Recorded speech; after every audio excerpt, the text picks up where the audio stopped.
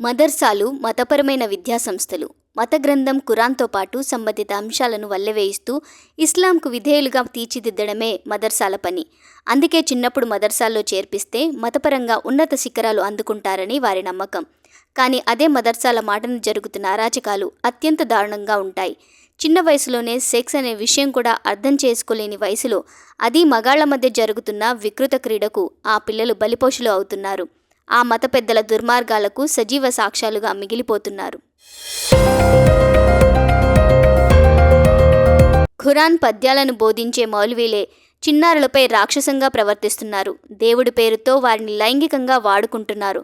ఒక్కో మదర్సా నుంచి ఏకంగా 5 నుంచి 10 మంది విద్యార్థులు ఇలా మౌల్వీల చేతుల్లో పడి భవిష్యత్తును నాశనం చేసుకుంటున్నారు. దేశంలో ఇటీవలి కాలంలో మదర్సాల్లో జరుగుతున్న లైంగిక వేధింపుల కేసులు పెద్ద సంఖ్యలో బయటపడుతున్నాయి. ముఖ్యంగా కేరళలోని మదర్సాలో ఏకంగా ఇలాంటి కేసులు 25 వరకు బయటపడ్డాయి. దీనికి సంబంధించిన ఓ నివేదిక ముస్లిం సమాజంలో తీవ్ర కలకలం రేపుతోంది. సదరు రిపోర్టు ప్రకారం 2012 నుంచి తాజాగా నేడుమంగడు సమీపంలో మదర్సాలో జరిగిన లైంగిక దాడి కేసులో అరెస్ట్ అయిన 3 మౌల్వీల వరకు ఎంతో మందికి శిక్షలు కూడా పడ్డట్లు తేలింది. 10ల సంఖ్యలో మదర్సా ట్యూటర్లపై పోక్సో కేసులు నమోదయ్యాయి. ఇలా ఆరోపణలు ఎదుర్కొని ముద్దాయిలుగా శిక్షలు పడ్డవారిలో నడి వయసు నుంచి 65 ఏళ్ల వయసు గలవారున్నారు.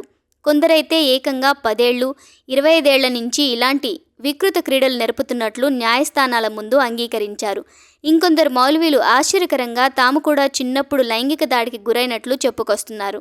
ఇంకొన్ని కేసుల్లో సొంత కూతుళ్లపైనే ఇలాంటి దారుణాలకు పాల్పడుతున్నారనే విషయం వెలుగులోకి వచ్చింది. 2020 జులైలో కేరళలోని కాసరగోడు జిల్లా నీలేశ్వర్లో 50 ఏళ్ల మదర్సా టీచర్ను అదుపులోకి తీసుకున్నారు.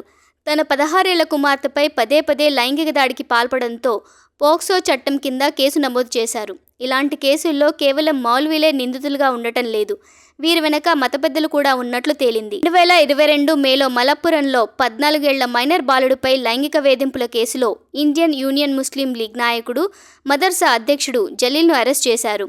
ఇతని గురించి ఆరా తీస్తే విదేశాల్లో మతపరమైన విరాళాలు సేకరించడమే కాకుండా పిల్లలను సప్లై చేస్తున్నాడని తేలింది. ముఖ్యంగా ఆర్థిక పరంగా నష్టాల్లో ఉన్న వారి పిల్లలను ఇందులోకి లాగుతున్నారు. ఈ కేసుల్లో చిన్నారులు తమ భయానక అనుభవాలను పంచుకున్నారు. ఆ సమయంలో మౌల్వీల ప్రవర్తన, మత పెద్దల దాడులు ఎలా ఎదుర్కొన్నారో సదరు నివేదికలో పొందుపర్చారు. అయితే ఇలా వరుస ఘటనలు జరగడంతో ఈ సమస్య రాష్ట్రంలోని మదర్సాలకు హాజరయ్యే పిల్లల భద్రతను కాపాడడం కేరళ అధికారులకు సవాలుగా మారింది. అయితే మదర్సాల్లో లైంగిక వేధింపుల ఘటనలు ఒక్క కేరళలోనే కాదు, దేశవ్యాప్తంగా జరుగుతున్న దారుణాలు లెక్కలేనన్ని. తాజాగా జమ్మూ కాశ్మీర్లో సాంబాలో ఓ యువతిని కిడ్నాప్ చేసి 5 నెలలుగా లైంగిక దాడి చేయడంతో బిలాల్ అనే మౌల్వీతో పాటు అతడి సహాయకుడు రియాజ్ అహ్మద్ను పోలీసులు అరెస్ట్ చేశారు. ఇక రాజస్థాన్లో జరిగిన మరో ఘటన షాక్కు గురి చేస్తుంది. ఎందుకంటే బాధిత విద్యార్థులు తిరగబడితే ఏం జరుగుతుందో చూపించారు. తమను లైంగిక దాడులకు గురి చేసిన మౌల్వీని మదర్సా విద్యార్థులు ఏకంగా హత్య చేశారు. అజ్మీర్ ఎస్పీ దేవేంద్ర కుమార్ బిష్నోయ్ వెల్లడించిన వివరాల ప్రకారం అజ్మీర్లోని మహమ్మదీ మసీద్ ఇయాం మౌలానా మహమ్మద్ మహీర్ను మద్రసా విద్యార్థులు దారుణంగా హత్య చేశారు. విచారణలో 6 విద్యార్థులు పట్టుబడ్డారని, తమపై లైంగిక వేధింపులకు పాల్పడడంతోనే మౌల్వీ మహీర్ను చంపినట్లు విద్యార్థులు ఒప్పుకున్నట్లు తెలిపారు. అయితే ఇవి కొన్ని మాత్రమే. మదర్సాల్లో బయటపడని వ్యవహారాలు చాలానే ఉన్నాయని ఆరోపణలున్నాయి. చాలా వరకు పిల్లలు బయటపడరు. అలాగే మౌల్వీల బెదిరింపులకు భయపడతారు.